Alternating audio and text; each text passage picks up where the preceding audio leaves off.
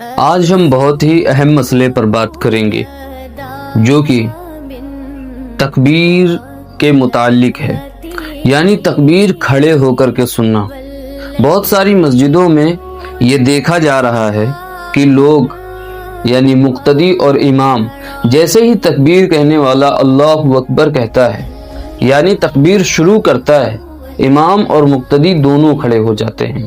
حالانکہ ایسا کرنا بالکل غلط ہے، کیونکہ اورنگزیب عالمگیر رحمۃ اللہ علیہ نے 350 سال پہلے ایک کتاب لکھوائی تھی اور اس کتاب کا نام تھا فتاوی عالمگیر، اور اس کو کسی ایک عالم نے نہیں بلکہ اس دور کے بڑے بڑے عالموں کے مشورے سے لکھی گئی تھی، اور اس میں یہ صاف لکھ دیا گیا ہے کہ تکبیر شروع جب ہو تب نہیں کھڑا ہونا چاہیے، بلکہ تکبیر میں جب تکبیر کہنے والا حی علی الصلاۃ اور حی علی الفلاح کہے تب مقتدی اور امام دونوں کو کھڑا ہونا چاہیے، نہ کہ تکبیر کی شروعاتی میں کھڑا ہو جائیں۔ ایسا کرنا غلط ہے۔ یعنی خلاصہ یہ ہے کہ تکبیر جب شروع ہو تب کھڑا ہونا نہیں چاہیے، جب تکبیر کہنے والا حی علی الفلاح کہے تب کھڑا ہونا چاہیے۔ یہی طریقہ صحیح ہے اور یہی طریقہ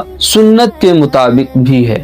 حالانکہ انہیں فقہی کتابوں کی اور حدیثوں کی کوئی پرواہ نہیں ہوتی ہے، بلکہ وہ ایک نیا رواج قائم کرتے ہیں اور اس میں یہ کہتے ہیں کہ ہم صفوں کو درست کرنے کے لیے، صفیں سیدھی کرنے کے لیے ایسا کرتے ہیں کہ جب تکبیر کہنے والا تکبیر شروع کرتا ہے ہم اسی وقت اپنی صفیں درست کرنا شروع کر دیتے ہیں۔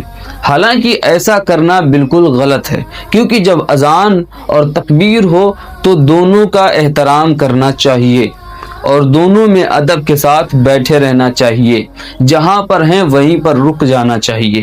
یہی ادب اور یہی احترام ہے۔ تو آپ تکبیر کے وقت صفیں درست نہیں کر سکتے۔ اگر آپ صفیں درست ہی کرنا چاہتے ہیں تو آپ اس سے پہلے صفیں درست کر سکتے ہیں، اس سے پہلے بھی کافی ٹائم آپ کے پاس ہوتا ہے علاوہ مغرب کے۔